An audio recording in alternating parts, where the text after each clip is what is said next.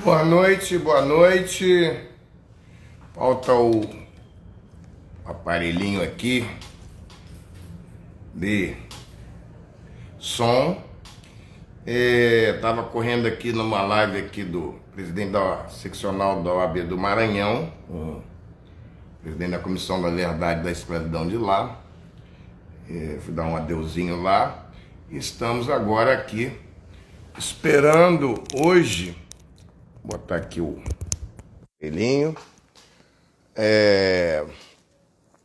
Então, boa noite, tá tudo certo aqui. Vamos de novo. Então, bonitão, perfume de gala para receber hoje a querida doutora Roberta Araújo, que é a idealizadora, mestra em Direito, idealizadora do site Justa Causa. Ela vai falar de Machado de Assis, literatura e a conexão com a reparação da escravidão. Está chegando aí já a queridíssima Roberta Araújo. E chega rápido, vamos falar hoje sobre Machado de Assis. Vamos lá, vamos.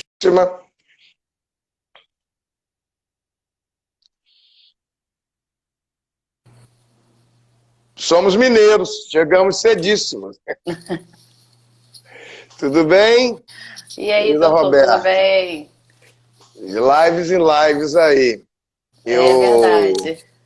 estava correndo aqui agora, estava tendo uma live lá da OAB do Maranhão. Hoje nós tivemos aprovados pelo Conselho Federal da OAB o prêmio Luiz Gama, Uau! um prêmio da OAB Nacional.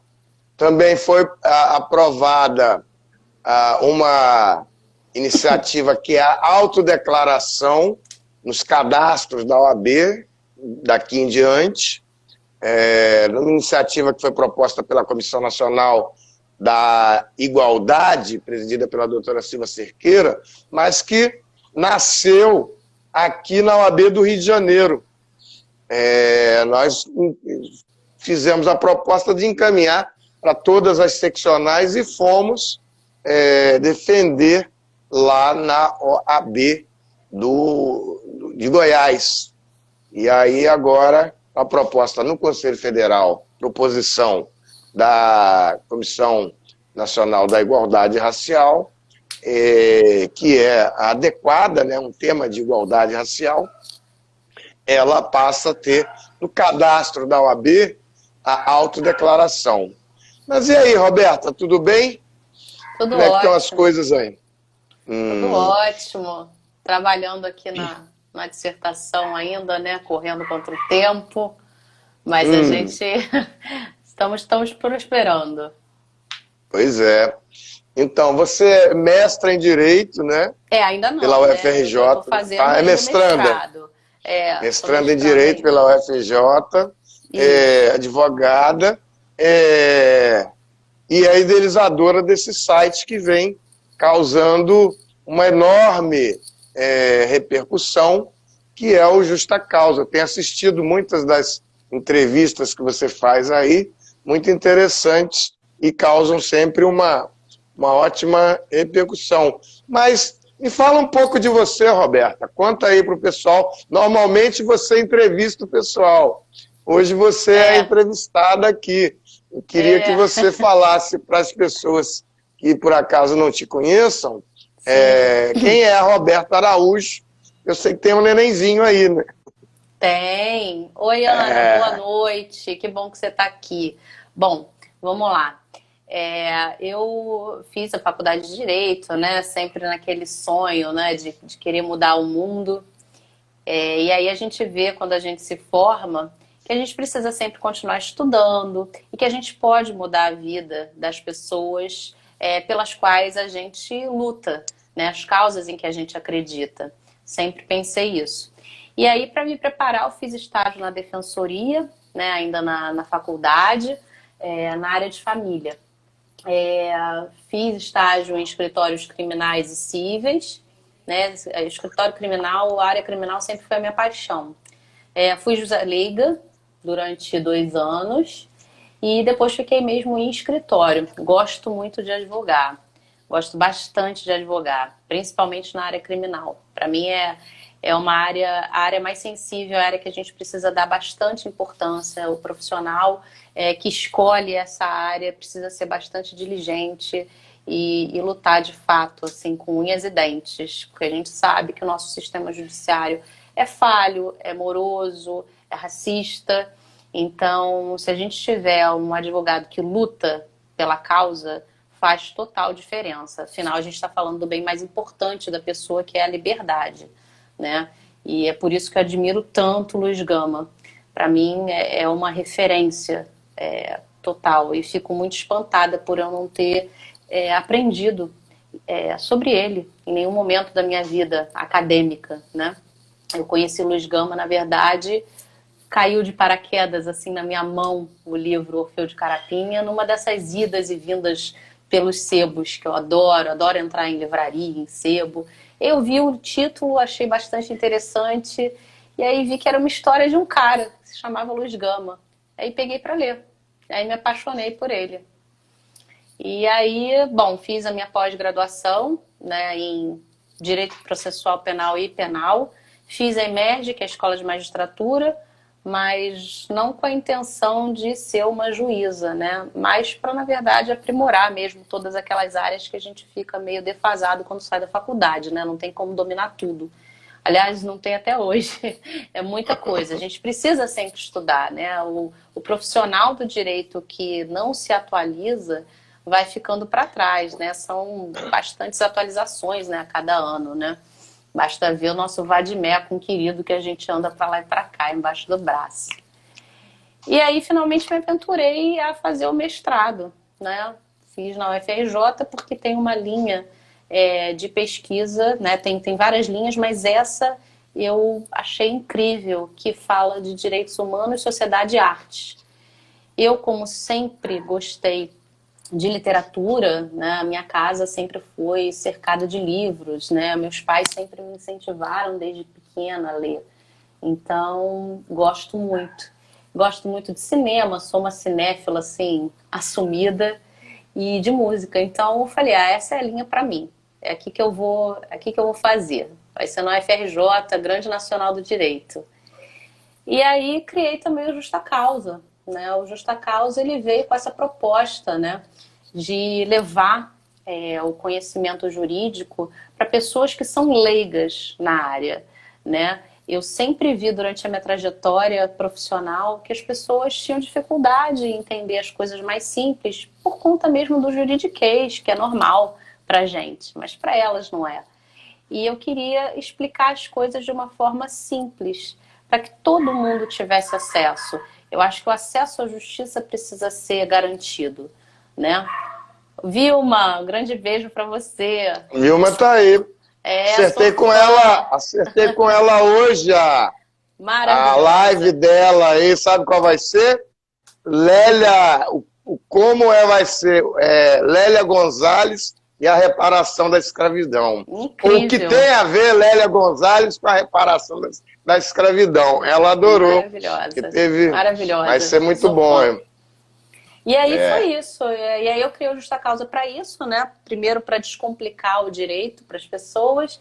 E eu via que era fácil fazer isso se eu ligasse à literatura, se eu ligasse a cinema, porque são coisas que as pessoas estão sempre, né, assistindo ou lendo. E aí deslanchou e eu fico muito feliz com isso. A proposta é democratizar o conhecimento, né? Quando a gente tem o conhecimento só pra gente, de nada vale. Eu quero que todo mundo tenha acesso. E é isso. Em poucas palavras. Pois é. Passou aqui o Rui Siqueira, passou aí também saudando o Júlio Menezes, do IPEAFRO. O Júlio, inclusive, participou de uma iniciativa muito interessante que a gente fez na OAB do Rio de Janeiro há algum tempo atrás, que foi Abdias e a reparação da escravidão. É a mesma proposta que a gente está fazendo aí para a Lélia Gonzalez, uma releitura do Abdias, e agora, depois da live do tributo a Lélia Gonzalez, que a gente assistiu outro dia com a Tula Pires, Sueli Carneiro, a Vilma Piedade E quem mais que foi? Teve mais alguém. E a Ieda Leal. Todas elas falando da Lélia Gonzalez, que eu acho que eu queria conhecer mais. Acho que todo mundo precisa conhecer mais um pouco. E eu conheci através delas. Eu acho que juntar esse aspecto, que é o que a gente vai fazer aqui agora, de trazer a reparação da escravidão para esses... Ieda Leal, falei. Essa coisa toda é muito interessante, porque, na verdade, há uma galera que acha que está descobrindo a pólvora agora. Mas, na verdade, muitas dessas coisas já estão faladas, pensadas, por até muita gente antes da Frente Negra Brasileira. O Abdias brigou de quebrar o pau em 1930. Foi preso em 1935, num clube lá em Bauru. Bauru, Franca. E uma galera acha que aí está inventando a roda, né? E essa coisa de internet... Eu acho muito incrível isso, porque as pessoas não conhecem, né? Não conhecem autores e autoras que são indispensáveis. Abdias Nascimento, outro dia eu fiz uma enquete, perguntei, poxa, já leram Abdias Nascimento? Pouquíssimas pessoas tinham tido contato, né, com qualquer coisa escrita do Abdias, né? E não sabiam nem quem ele foi. Ou uma coisa pior, é que lê um pedacinho e aí começa a repetir e não diz de onde é que tirou. Isso me deixa muito zangado, porque Miro Nunes chegando aí, porque isso... outro dia eu estava falando com o Ivani, o Babalaô. Mas isso é muito comum. Eu falei, olha, Ivani, você hoje é um professor, doutor Babalaô. Você tem um título importante, que é um doutorado na academia. Você não pode aceitar isso, porque isso na academia tem nome. O nome é plágio. Você tem regrinhas da ABNT, você tem que citar lá a fonte, a referência, e as pessoas começam a fazer citações, incorporam os conceitos e os pensamentos, e não seja os daqui ou de outras pessoas. Mas, enfim, e agora a gente finalmente chega no Machado de Assis. Eu acho que hoje a gente está começando um grande movimento que é essa pegada do Machado de Assis aí, que eu acho que vai bater na Comissão da Verdade. As duas coisas importantes, o Luiz Gama e a Esperança Garcia, são os frutos da Comissão da Verdade.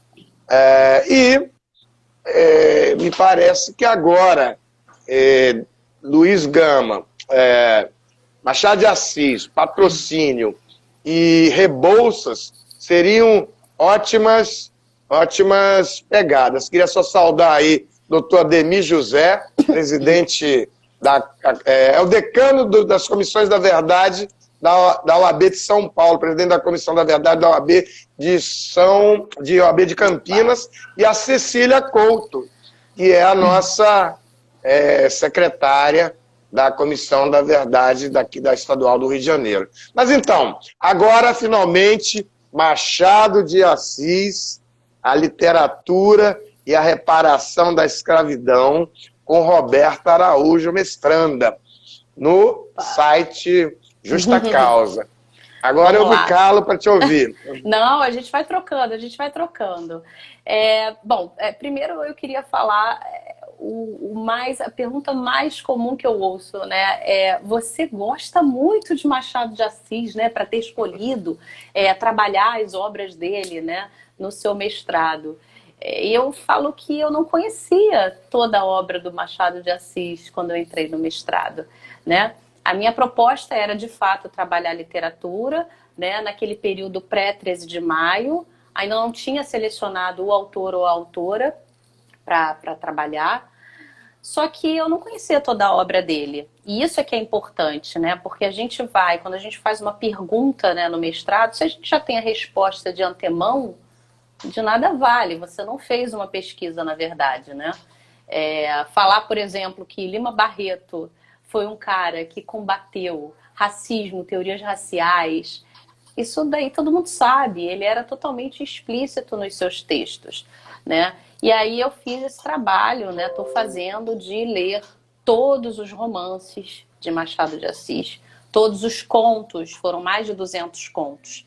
Ele escreveu peças teatrais, Vilma citou aqui, olha, poesias, né? Crisálidas que ele dedicou ao pai e à mãe. Ele tem uma obra muito vasta, as crônicas, escreveu muitas vezes com pseudônimos. Então, ter feito esse trabalho, né, de leitura de toda a obra ficcional do Machado, né, de prosa, foi uma coisa muito prazerosa para mim. Eu realmente gostei muito. E eu fiquei muito fã dele. Né? Lima Barreto era o escritor do meu coração, sempre foi. E aí eu falo que o Machado de Assis chegou, tomou de assalto e dividiu com Lima Barreto esse espaço. Né? Não tem como você ler Machado de Assis e você não se apaixonar. A não ser que você leia, às vezes, durante a escola, né? Que isso acontece muito. A gente lê, entre aspas, né? Obrigado, naquela aula de literatura, que poderia ser muito interessante, mas não é. E aí a gente fala, não, isso é muito chato, não estou entendendo nada. Poxa, não gostei. Mas dê uma chance para o Machado. Né? O Machado é um cara excepcional. Ele é maravilhoso. Apagou a luz aí? Não, Ficou deixa meio eu ver escuro. aqui. Tá escuro? Não sei aqui como é que é. Não sei nem Escureceu. como é que é jeito. Ó, não apertei nada? Que estranho. Tá ruim de ver aqui, gente? Não tá. Não tem nada, não. Não sei nem. Tinha a impressão que eu tenho é que apagou a luz. A luz tá estranho. Bom, vamos ver se Tá volta. todo mundo Enquanto isso, vendo aqui? Será que é só no meu? Mas continue, vamos ouvindo aí. Vamos falando. Tá escuro, né, Vilma? Peraí. Será? Não sei se eu sair. Tenho medo de sair da live e voltar, ó. Não tem nada aqui. Que estranho.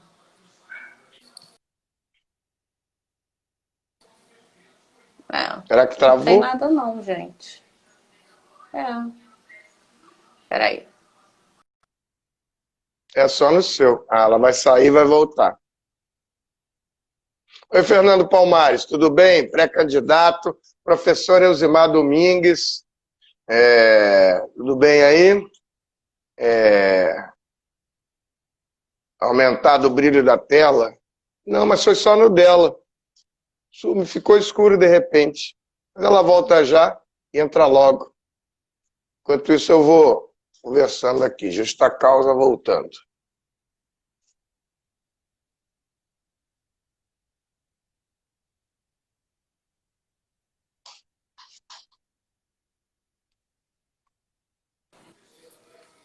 Agora voltou. Foi? Show! Foi. Beleza. Então. A Ana tá até falando aqui, né? A Ana faz parte do clube de leitura do Justa Causa, que a gente tem, né? Lá na livraria Lima Barreto. Né? E aí a gente tem essa proposta realmente de trabalhar diversos autores e autoras. Cada mês, né, a gente trata de um. Está suspenso, obviamente, agora por conta do isolamento. Mas aí é isso. Vamos voltar aqui pro Machado. E aí eu me apaixonei por ele. Me apaixonei pelo Machado. E, na verdade, o que eu quero demonstrar com a dissertação é que Machado de Assis sempre foi um cara que se posicionou contra a escravidão. Né? A gente tem diversas maneiras de escrita, formas de escrita. Algumas pessoas escrevem mais rebuscado, outras pessoas escrevem de uma forma, com uma linguagem mais acessível, algumas de forma mais irônica, mais sutil, mais explícita. Mas isso não quer dizer que ele não tenha trabalhado isso.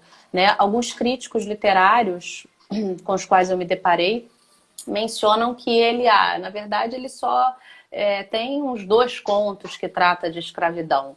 Ele deveria ter se posicionado mais. Na verdade, ele se posiciona em todos os romances dele, né? Pelo menos na minha singela opinião, né? Com os quais eu trabalhei e analisei.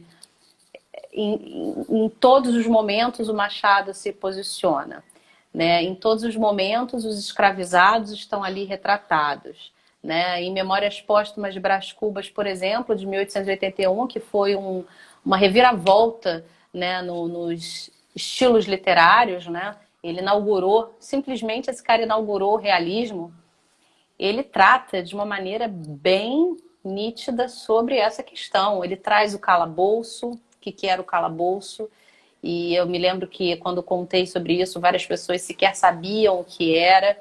Ele fala sobre a questão das punições, das chibatadas, ele fala sobre teorias raciais, só que você precisa ler e concluir o que ele está falando. Uma pessoa não precisa falar explicitamente: eu sou contra as teorias raciais, eu sou contra o racismo. Você precisa compreender o estilo de escrita daquele autor, né? E até quando os romances, a maioria dos romances dele tem como tema central um romance entre uma moça, um rapaz e, por vezes, chega um terceiro, né? Por vezes a gente tem um triângulo amoroso. Mesmo quando você tem esse tema central, a gente tem aquela questão, né, do romance em caixinhas, né? Você vai tirando todas aquelas roupagens do romance e você vai vendo o que traz ali como, eu não digo nem como pano de fundo, mas como base, né? E a base de toda a sociedade naquele século XIX era o sistema que era legal, era o sistema escravista. Então ele aborda isso em todos os romances dele e em muitos dos contos, né? Deixa eu ver aqui. Assim, a Vilma tá falando de Quincas, Berro d'Água, né? Eu falo até de Quincas Borba, né? O romance de Machado de Assis, Quincas Borba, retrata isso também, né? Machado de Assis a gente precisa também contextualizar. Dom Casmurro, com certeza, Vilma. Ele fala sobre isso. Ele retrata como era a sociedade, como é que aquelas pessoas, por exemplo, viviam, né? Ele retrata aquele bacharel, né?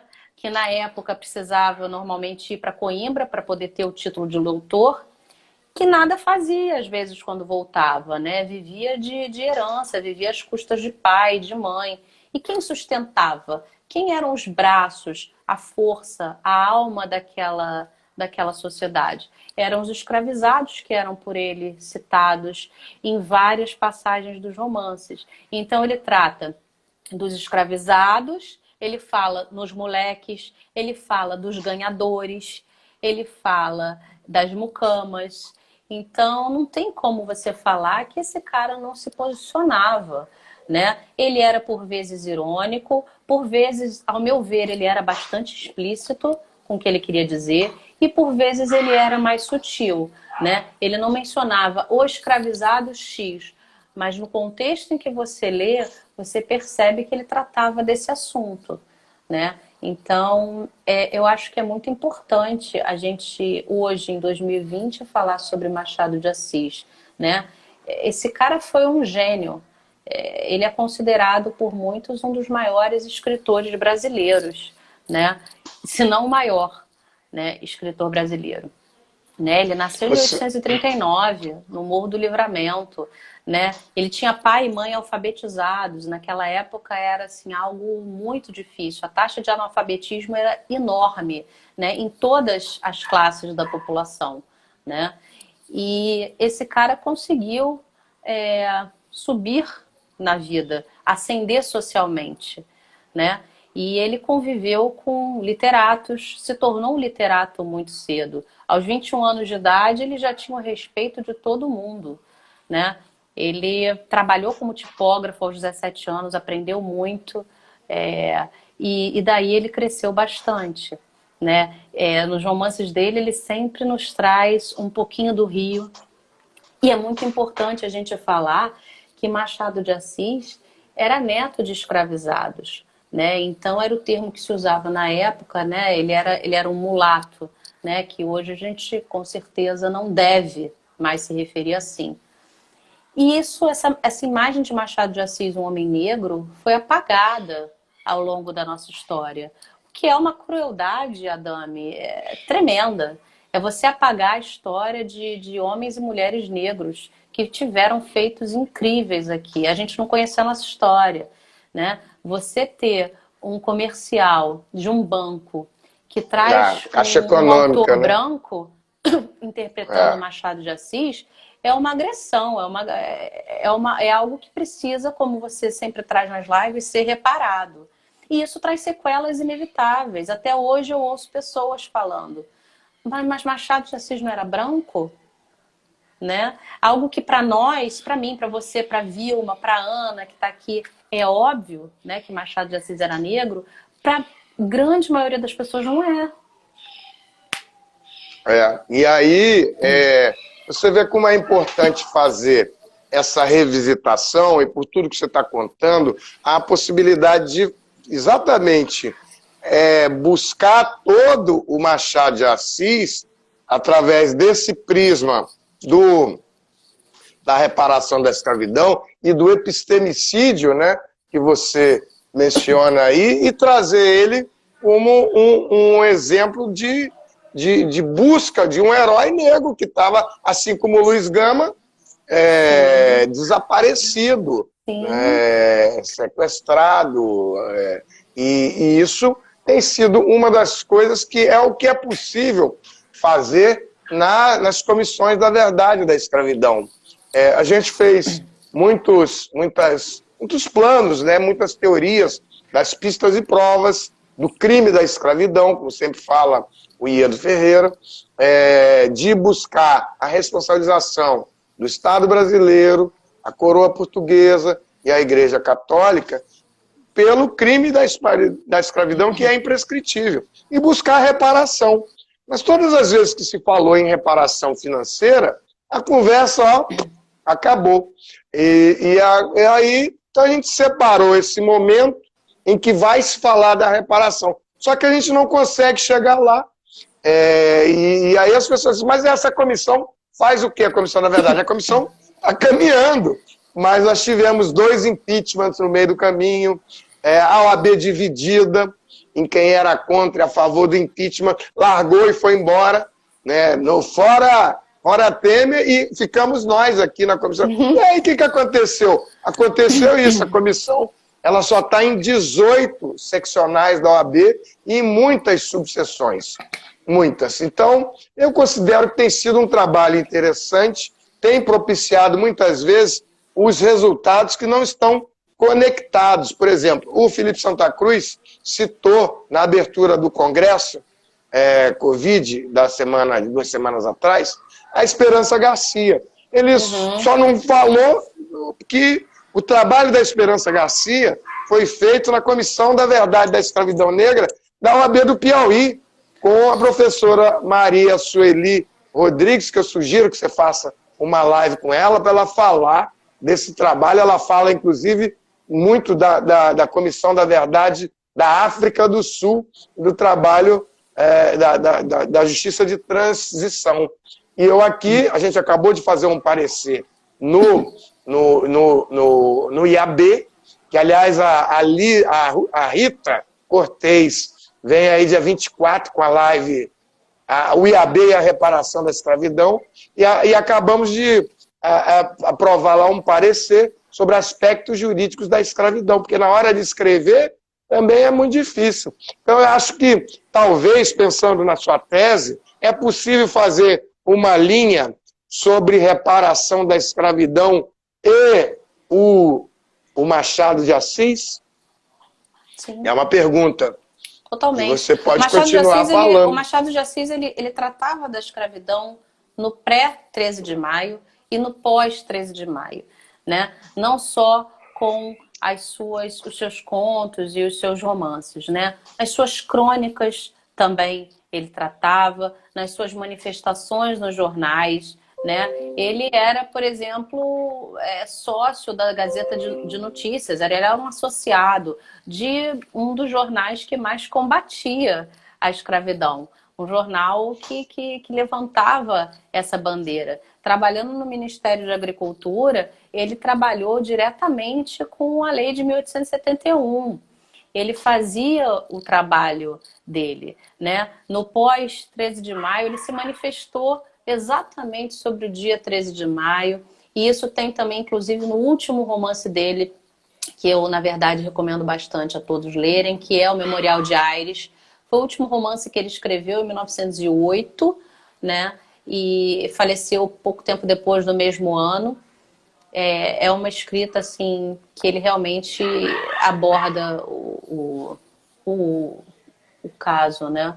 Havia uma falha, ele não se apresentava como abolicionista. Não. Ele não levantava essa bandeira, né? Ele não saía, sou abolicionista, como muitos faziam na época, né? Mas na sua escrita, né, e nos seus pareceres, né, no Ministério de Agricultura, você podia perceber que ele, de fato, se posicionava assim, né? E aí, quando você fala em escritor, né, que a gente tem o Machado de Assis, que ele precisa também, ele foi bastante injustiçado com isso, né, taxado de negro de alma branca, do cara que não se posicionava, que podia ter falado e não falou, né, e a gente precisa reparar isso.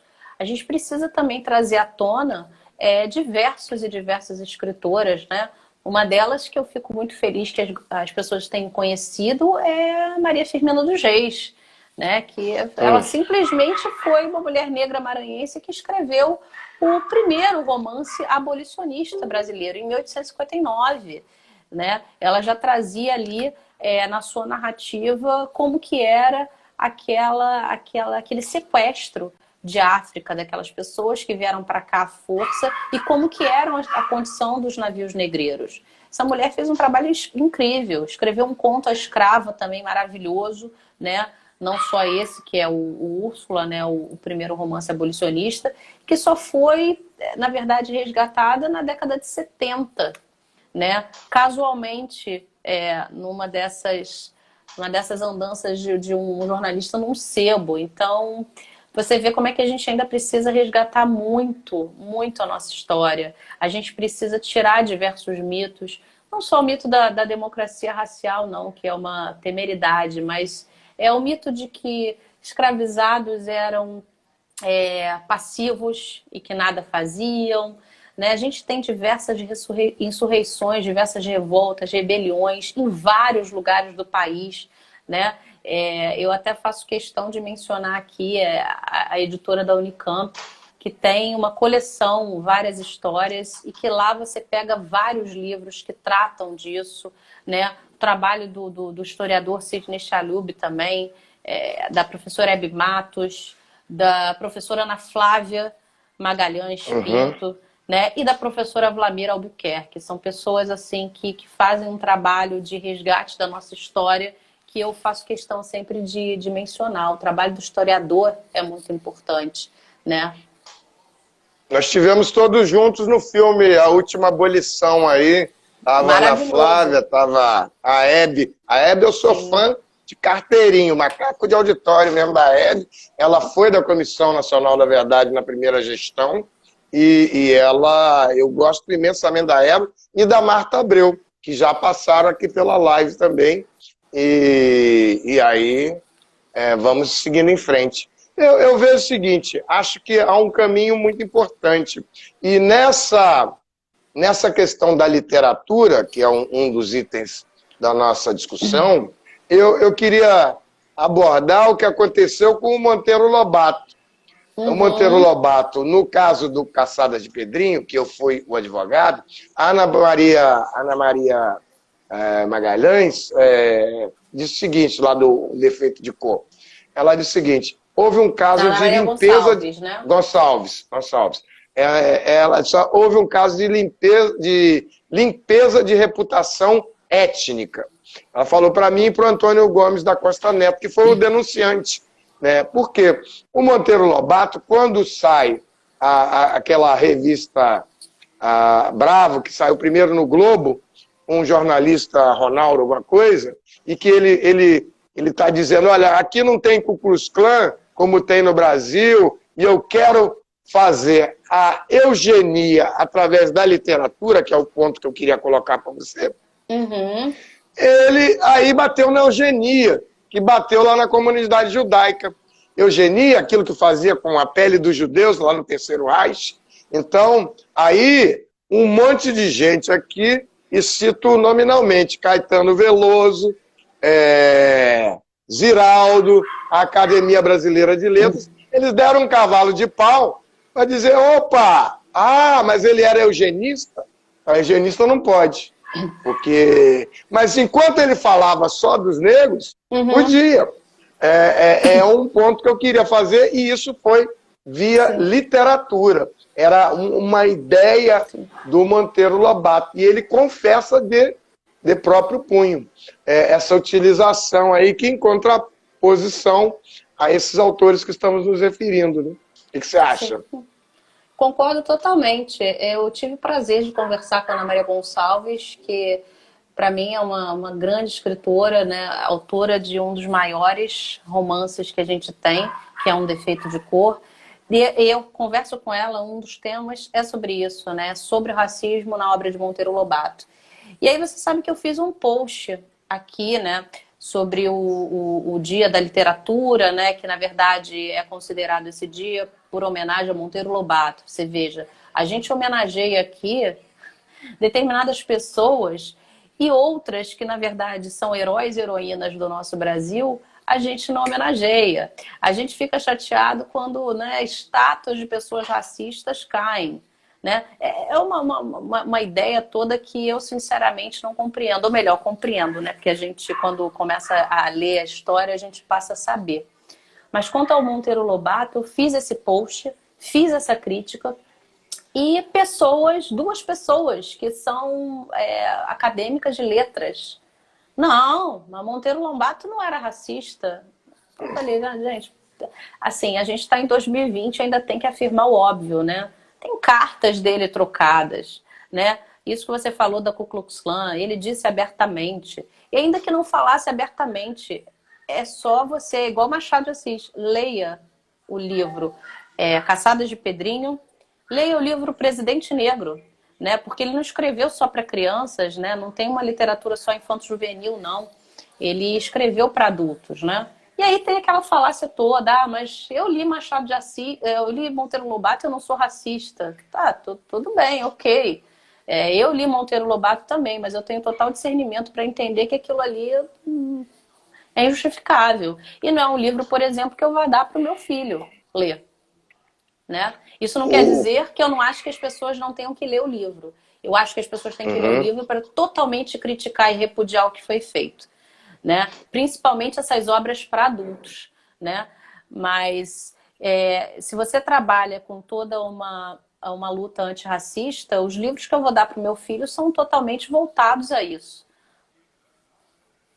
O caso do mandato de segurança do Instituto de Advocacia Racial lá no Supremo, Racial e Ambiental, eu sou advogado, julgou tem um mês agora, e o Supremo acabou por não admitir. O que se queria era uma nota de contextualização dizendo, olha, esse livro foi escrito em 1930. Então, naquela época se podia falar muitas coisas que hoje você não pode falar mais. Você não pode chamar o seu coleguinha de sala, meu filho, na sala de aula, de urubu, de macaco. E você vai reproduzindo isso impunemente, você acaba por reinserir o racismo na sala de aula. E o curioso é que o livro tem uma nota de contextualização com a Lei de Crimes Ambientais, que fala da caçada de animais silvestres, que é a caçada da onça. E lá está dizendo, e teve nós quando fizemos o mandato de segurança, eu era ouvidor da CEPI, e foi uma gritaria danada por causa da censura de Monteiro Lobato. Nós apanhamos quietos, sem que todo mundo dava palpite, só não perguntava os autores da ação. O professor Antônio Gomes da Costa Neto e o advogado lá. Censura, censura. E acabou agora julgando, o Supremo resolveu não entrar no mérito. Mas eu acho que nós vamos prosseguir e vamos, nas cortes da OEA, da mesma forma que foi o caso da Simone Diniz, que ela chegou aqui, o Ronaldo Gonlembski, que é ex-vereador, advogado, meu querido amigo da comunidade judaica, ex-presidente da Hebraica e ex-presidente da Federação Israelita também, um parceiro. Então, estávamos falando aqui do Monteiro Lobato e eugenista. Mas, enfim, então, Roberta, nós estamos em 21h11, temos 20 minutos para o fim da live. Eu queria que você falasse o que você quisesse desse tema que a gente escolheu aí, além do Machado de Assis, a questão da literatura e a questão da reparação da escravidão. Use o tempo como você quiser. Ou outro qualquer também, que dê vontade. Você vê como é que passa rápido, né? Bom, uma coisa que eu acho muito importante a gente ressaltar é que literatura, às vezes as pessoas tomam a literatura de ficção como uma perda de tempo ou algo deixado mais para um segundo plano, né? A literatura de ficção, ela tem um importante papel, né? Ela quando é crítica, ela nos traz diversos pensamentos e questionamentos e inquietações. Quando a gente pega obras de autores como Machado de Assis, Lima Barreto, Maria Firmina dos Reis, a gente consegue pegar uma máquina do tempo e voltar para aquele Brasil oitocentista, compreender como é que as coisas funcionavam. Então a gente tem todo um contexto histórico, né? Quando a gente pega, por exemplo, isso é de autores também de fora do Brasil, né? Qualquer obra que seja considerada clássico, né? Tem essa audácia, né, de nos fazer voltar no tempo. Eu acho isso muito importante. A gente precisa compreender que, para a gente entender o que acontece, precisamos estudar a história do Brasil. A gente precisa estudar criminologia, que é algo muito importante, deixado em segundo plano, né, na nossa faculdade de Direito. Eu, por exemplo, não consegui ter essa cadeira na faculdade. Não tinha nunca quórum, né, para isso. Então, precisei também, né, estudar por fora. E o Machado de Assis é um cara que eu recomendo, né? Principalmente os contos dele. Ele tem essa característica dele de nos prender até o final do conto. Às vezes o tema é assim, um tema totalmente banal, até comum, eu diria. Só que a maneira como ele faz, como ele escreve, ele consegue prender a gente até o final, né? Ele pode estar falando pela trilionésima vez de um triângulo amoroso, mas vai ser de uma forma diferente, né? E ele não escreve de uma maneira rebuscada, né? Como as pessoas também acham, né? Fora que você também vai conhecer muito sobre o nosso Rio Antigo, né? A Vilma está até falando aqui, né? Para ler Machado por conta disso, a Rua do Ouvidor, ele fala tudo, a Confeitaria Colombo, passa por Santa Teresa, né, vai para onde ele morou, no Cosme Velho, né, por vários anos, e ganhou até o apelido de bruxo do Cosme Velho, do Drummond, né, porque um dia estava queimando cartas num caldeirão e saiu a fumaça. Eu acho que Machado tem isso, ele nos faz ver o quanto é importante a gente fazer esse resgate, né? Que é o que você trata aqui sempre nas lives e na comissão. É de essencial importância essa comissão, né? Muitas pessoas não sabiam nem que ela existia quando eu falei até que eu ia conversar contigo. Então é muito importante, a gente precisa dar acesso para as pessoas, né? Quando a gente lê Lima Barreto, a gente vai ver um cara totalmente crítico a tudo que acontecia, a todo o racismo que acontecia naquela época e continua acontecendo até hoje, né? A Vilma até citou aqui há um tempo atrás, né? Falando a mesma coisa, eu tenho até um amigo preto, que acontece até hoje, né? E que a gente não pode mais ficar calado, né? A gente precisa de fato se mobilizar, né? Eu me lembro naquela semana do Black Lives Matter, né? Do assassinato do George Floyd. E me questionei a todo mundo aqui no Justa Causa. Eu falei, mas aqui no Brasil, a cada 23 minutos um jovem negro é assassinado, né? Então a gente precisa ter essa comoção toda com coisas que acontecem no Brasil, com pessoas, né? A gente passa a tratar as pessoas como estatísticas, né? Como números. E não, são pessoas, né? Que tinham as suas famílias, que tinham as suas vidas. E é um absurdo que elas sejam assassinadas de uma maneira tão banal, né? Como se a vida não valesse muito. Então, é importante ler Machado por isso. É importante ler Machado e todos esses autores, porque a gente tem uma pessoa que está no poder que acha que não tem nada de reparação histórica. O que é isso? Vamos deixar isso para lá. Isso daí já aconteceu. Mas que eu não escravizei ninguém. Então, se você tem uma pessoa que está ocupando a presidência da República com esses pensamentos, infelizmente a gente tem milhões de pessoas que votaram nessa pessoa para estar ali. Então, a gente tem um problema estrutural que precisa ser corrigido, né? E aí eu falo que tem que ser corrigido dentro de casa mesmo, né? Educar seus filhos, as suas filhas, né? A gente trabalha aqui, eu faço questão de trabalhar sempre em qualquer live, em qualquer live, por exemplo, de cinema que a gente faça. A gente traz as questões de gênero, as questões raciais, a gente precisa falar em interseccionalidade, que é muito importante. Não se pode falar em anticapitalismo sem a gente falar em antirracismo. A gente não pode não deixar de falar em tudo o que está interligado, né? Tudo que move essa sociedade de uma maneira tão negativa, né? E aí as pessoas às vezes me perguntam, mas qual livro, né, que eu começo assim para ler o Machado, né? Eu sou uma pessoa que gosta um pouquinho de coisa esquematizada, né? Então eu gosto de ler tudo na ordem. Então eu começaria com Ressurreição. Por quê? Porque foi o primeiro romance dele. Aí você vai poder perceber que ao longo dos anos, como que ele foi aprimorando a escrita dele. Não quer dizer que aquele primeiro romance seja um romance terrível. Não, mas ele é cru na escrita, né? Mas ele traz uma trama de uma maneira muito bem desenvolvida. E ali já dava para ver que aquele cara não veio para brincadeira, né? E aí você tem obras que foram adaptadas para o cinema. Então eu gosto sempre de mencionar isso. Poxa, a gente tem Brás Cubas e tem Dom Casmurro adaptados para o cinema, né? Acho que os dois estão disponíveis no YouTube, né? Dom Casmurro teve 2 adaptações. Então acho muito legal a gente pegar o livro e fazer esse contraponto com a obra adaptada, que muitas vezes não é tão legal, né? Foge um pouquinho daquela proposta do autor. Eu acho legal fazer isso também. E para quem tem, às vezes, alguma dificuldade com a escrita, né, tira esse bloqueio, né? Não é porque o livro é considerado um livro clássico que é de difícil leitura.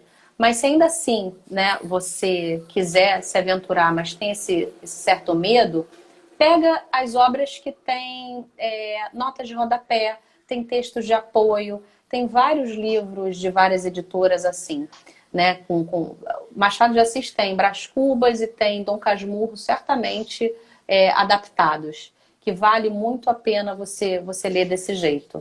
E elas estão todas em domínio público, né? Então você consegue lê-los todos de forma gratuita, baixando o PDF na internet. Isso eu acho muito bom, né? Você poder democratizar a leitura, né? Eu sei que às vezes fica muito difícil de todo mundo comprar sempre todos os livros todo mês.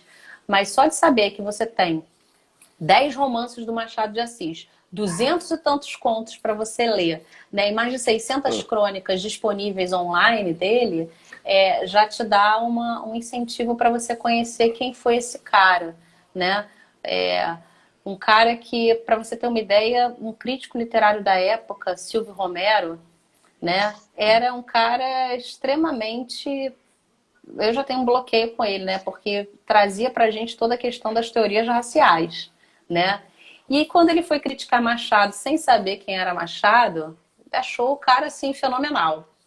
Quando ele viu quem era Machado, um homem negro, falou, não é possível que esse cara tenha escrito isso, né? Então, para você ver como que Machado ele precisou, de fato... sempre se posicionar e ele ascendeu socialmente de uma maneira muito bonita, né? Sem nenhum escândalo, sem nada que macule, nem a vida dele pessoal. Era um cara muito reservado com tudo, né? Ele se casou em 1865, se eu não me engano, 69, ao contrário do Cruz né? e Souza, né? Pois é. Ao contrário do Cruz e Souza, né?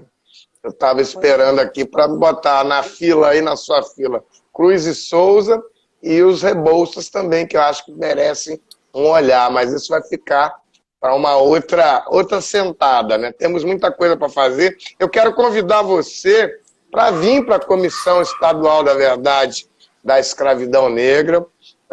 Temos agora pessoas fantásticas lá, como a minha vice-presidente, que é a Flávia Ribeiro, uma jovem advogada fantástica que está na OAB Mulher, na vice-presidente da OAB Mulher, e não deixou a vice-presidência da Comissão da Verdade e da Escravidão. Eu já estou na terceira gestão da Nacional, na segunda da Estadual. Acho que é hora da gente mudar de ares aí, dar uma renovada e fazer outras coisas. Acho que a comissão vai indo muito bem. A Vilma aprovou. A Vilma vem em setembro, né, Vilma, que a gente fechou. Com Lélia Gonzalez e a... Maravilha. O que tem a ver Lélia Gonzalez e a reparação da escravidão. Provocante, não, aceito, né? Totalmente o convite. Vamos sim conversar. Vamos ver. Contribuição que possa ser dada, né, nessa luta, pode contar comigo. Pode contar comigo. E principalmente porque tem um outro aspecto, só para fechar, que eu ainda vou passar a palavra para você, e a gente tem aí uns 7 minutos, que é o debate internacional da reparação da escravidão que está em andamento. Há cerca de um ano atrás, a gente recebeu aqui, eu fui com Elias Alfredo, lá no Aguibara Dudu, que é o presidente dos sindicatos metroviários, e Aguibara Dudu, lá o Quilombo e Madureira, nós recebemos 4 mulheres da Namíbia, que vinham falar sobre o caso, que a Namíbia processa a Alemanha por conta dos herreiros e de outro povo, acho que Varo, e os alemães fizeram muitas atrocidades lá, e inclusive pegavam os herreiros todos e jogavam num tacho lá, queimava tudo só para tirar o crânio e levar como troféu o crânio lá para a Alemanha. E acho que ano retrasado, há pouco tempo atrás, eles devolveram os crânios e estão discutindo a reparação da escravidão. E aí iniciaram um processo judicial na Corte de Nova York, da Namíbia contra a Alemanha, falando em reparação da escravidão. Nós fizemos um evento 2 dias antes da pandemia acabar, que foram os alunos da Faculdade de Direito da Universidade da Pensilvânia, junto com a minha querida amiga Kiratiana Freeland, nossa jornalista norte-americana, que reside aqui, mas está lá agora em Chicago. E aí recebemos aqui os 15 estudantes que vieram contar esse caso da Corte de Nova York, que era uma mesa Brasil-Estados Unidos, e de manhã tivemos uma mesa reparação da escravidão Brasil-Estados Unidos com a parte brasileira, Guedo Ferreiro, Ruth Pinheiro, e de tarde a Larkin, né? A Elisa Larkin, que foi deslocada para a parte dos americanos. Mas como eu vou ficar nos americanos? Eu falei, você é americana de nascimento, vai para lá, vai falar com ele lá. Ficou indignada. Mas então, nós temos alguns minutos ainda para você dizer, e eu quero já te agradecer muito, dizer que foi uma delícia essa conversa, foi muito agradável, um bate-papo rápido, inteligente, muito que convida a ter novas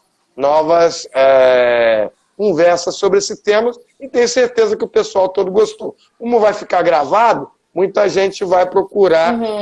As lives estão produzindo conteúdo aí, e o pessoal que não consegue vir aqui agora, diz, depois eu passo lá para ver. Mas muito obrigado, e você tem aí o resto do tempo, que são 6 minutos.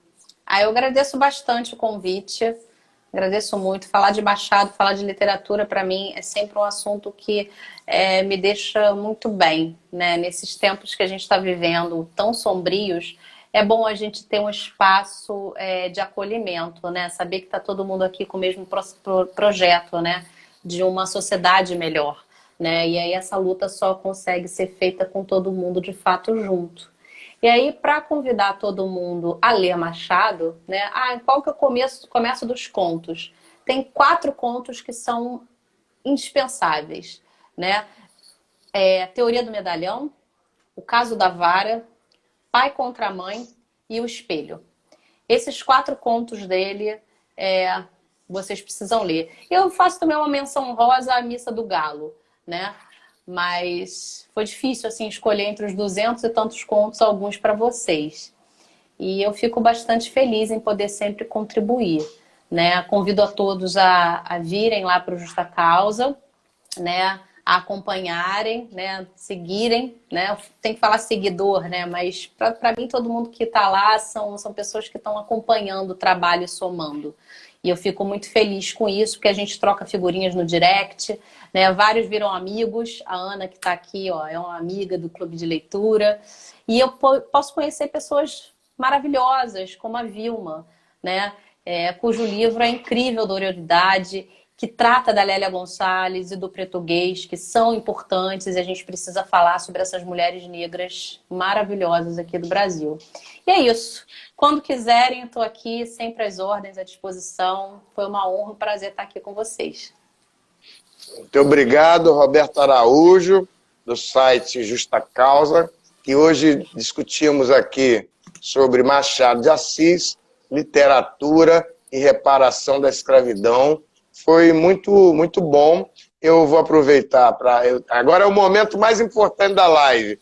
É a hora que começa e a hora que acaba, que é para salvar, que você tem, mas a gente está com... Tem que parar o mundo para você não errar o dedo. Tem os 2 botões lá do compartilhar e você não pode errar. Tá bom? Então, um beijo para você. Um abraço, grande. Beijinho no neném aí também. Pode deixar. Entendeu? E até a próxima. E vem para a comissão. Nós vamos fazer tremer o chão dessa terra.